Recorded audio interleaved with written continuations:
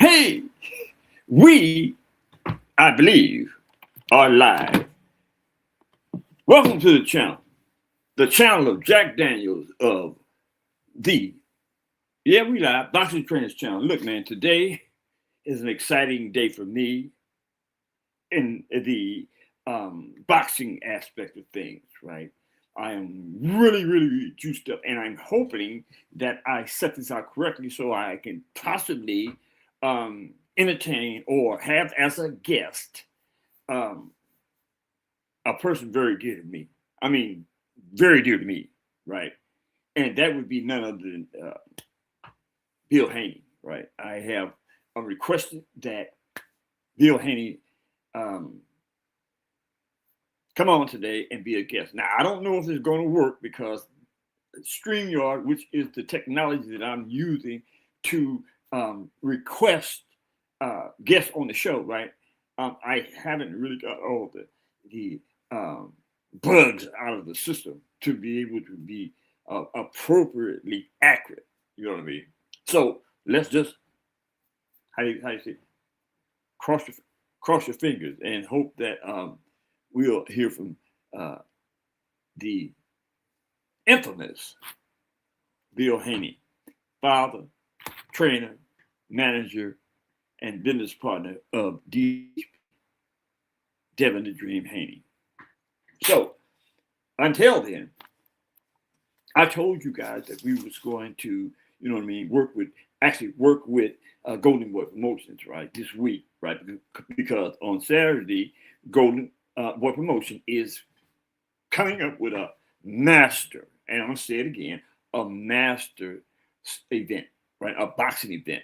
It's in Anaheim, right, which is quite naturally really susceptible to Golden Boy Promotion, right? I mean, that is highly populated with the Hispanic people, right? And I mean, come on, let's be serious. Golden Boy Promotion caters to the world, but they equally and fairly cater to the Hispanic race. Hey man, you got to do what you got to do.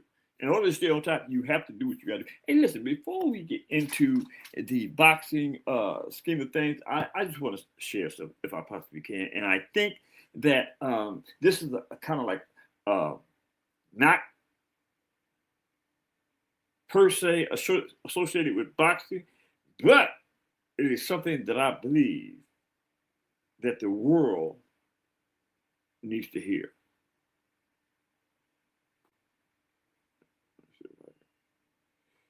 Adequately. Yeah.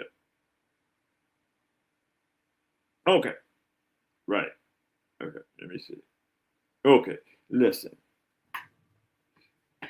As it stands today, the United States of America is at war with the country of Iran, right? Now, for whatever reason, Donald Trump and his administration would have you to believe, right? This is all about the annihilation of the Iranian people's ability to fire ballistic missiles or weapons of mass destruction, primarily and specifically in countries like the United States. The United States would be considered as a target, right? And Israel, right? Now, I want to be fair about this as I possibly can, right? But I know that there will be a lot of feedback behind those that went to war with Donald Trump and voted him into office. You know what I mean? I mean, that's common knowledge, right? For those that believe in Donald Trump, to believe that they are going to rebut anything that I say or anybody else that has anything to say about the Trump administration and how it has forced us into a war, right, that could have the proclivity or the potential to create a world war, right? I just don't believe that Donald Trump and his administration thought this thing out thoroughly before they pushed the button and said, let's go to war.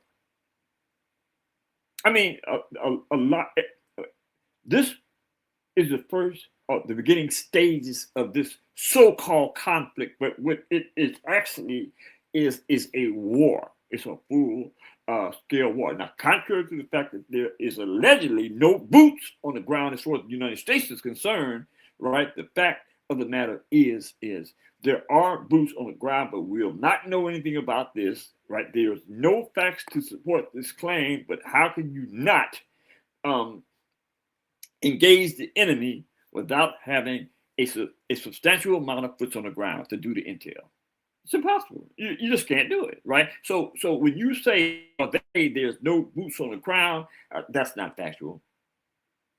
That's not factual. The CIA, the agencies that represent the United States in their surreptitious behavior, secret behavior, right? We won't know that, right? But I will say this. If this war continues on, a lot of lives will be lost on both sides of the scale. And yesterday, I noticed that Donald Trump had what he called a business conference with basically the oil people of the United States. Every major player in the oil industry, right, was in that meeting with Donald Trump. And actually, it was kind of like sad to me to see that each and every one, it has to be a membership of 50 or more, right?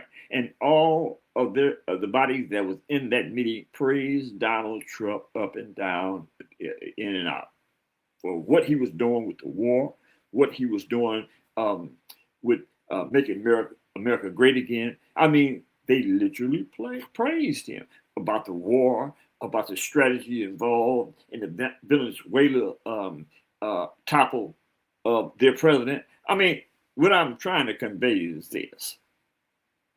Donald J. Trump is at his best when people are blowing smoke of his butt. And I have to say, in my opinion, that anybody who legitimately praises Donald Trump have to be morons of the first degree. Because Donald Trump's main ambition is not to make America great again, but to make Donald Trump great again, right? I mean, it's a sad day for the United States that we have to suffer through this administration, right? It's a sad day that we have to put up with all the buffoonery and the lies that come out of Donald J. Trump's mouth. Now, here's the thing.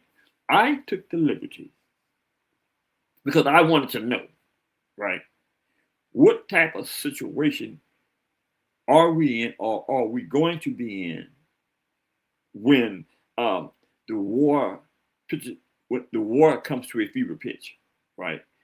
Right now, they are saying that the gas prices are fluctuating up quite naturally. I'm an older person, right? So this is nothing new to me. This administration has the same mentality as the administration before him. Democrats or Republicans, it don't matter, right? It's all about the dollar bill and gain, right? Now, I said that to get to this. This should have a definitive impact on the way you think about this war and about the way that this administration, not just this administration, the government feels about the people it serves. Us. I'm going to read this a tidbit for you and let you try to understand where I'm coming from. Okay. I did some research this morning and I asked some certain questions. And here's what I got back. Okay. The biggest immediate impact would be around the Strait of Hormuz. About 1 out of every 5 barrels of oil in the world pass through that narrow channel. Even rumors of fighting that can push oil prices up quickly. Experts often estimate, oil could jump to 120 through 200 per barrel if the strait was disrupted. Now listen, pay attention. Y'all need to pay attention. I don't know if you know what I'm gonna do. I'm gonna cut this. I'm going to cut this and go back into my own, because I want you guys to hear this, right? And I'm not sure if everything is the way that I want it to be when it comes to this message getting out. You guys need to hear it. So I'm gonna close up and be right back at you.